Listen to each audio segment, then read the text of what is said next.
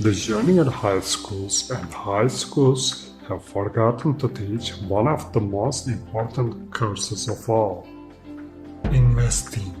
This is a glaring omission. History we teach, but not the part about the great march of capitalism. History we teach, but not the role that companies have played in changing the way we live. Home economics we teach, how to sew, how to cook a turkey, even how to stick a budget and balance a checkbook. What's often left out is how saving money from an early age is the key to future prosperity, how investing that money in stocks is the best move a person can make, next to owning a house, and how the earlier you start saving and investing in stocks, the better you'll do in the long run. We talk more about arms and wars, politics and government than we do about the millions of business, large and small, that are the key to our prosperity and our strength as a nation.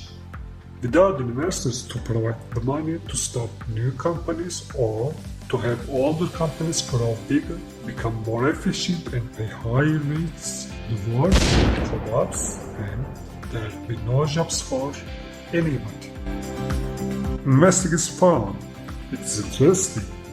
Learning about it can be an enriching experience in more ways than one. It can put you on the road to prosperity for the rest of your life, yet most people don't begin to get the hang of investing until they reach middle age, when their eyes start to go red and their waistlines expand. Then they discover the advantages of owning stocks and they wish they'd known about them earlier. The principles of finance are simple and easily grasped. Principle number 1 is that savings equals investment. Money that you keep in a piggy bank or a cookie jar doesn't count as an investment. But anytime you put money in the bank, or buy a savings bond, or buy stock in a company, you are investing. Somebody else will take that money and use it to build new stores, new houses, or new factories, which creates jobs. More jobs means more paychecks for more workers. If those workers can manage to set aside some of their earnings to save and invest, the whole process begins all over again. It's the same story for every family, every company, every country.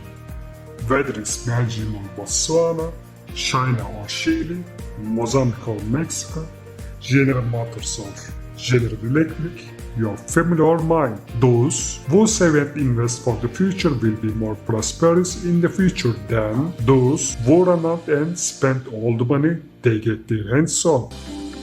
A lot of people must have told you by now that it's important to get a good education, so you can find a promising career that pays you a decent wage. But they may not have told you that in the long run, it's not just how much money you make that will determine your future prosperity. It's how much of that money you put to work by saving it and investing it. The best time to get started investing is when you are young. The more time you have to let your investments grow, the bigger the fortune you will end up with.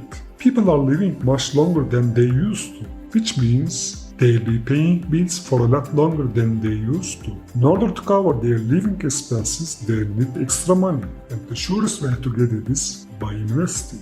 It's not too late to start investing at age 65. Today, 65 years olds might be looking at 25 more years during which their money can continue to grow, to give them the wherewithal to pay the 25 years worth of extra bills. When you are 15 or 20, it's hard to imagine the day will come when you'll turn 65. But if you get in the habit of saving and investing, by then your money will have been working in your favor for 50 years. 50 years of putting money away will produce astonishing results, even if you only put away a small amount at a time. The more you invest, the better off you'll be, and the nation will be better off as well, because your money will help create new business and more jobs.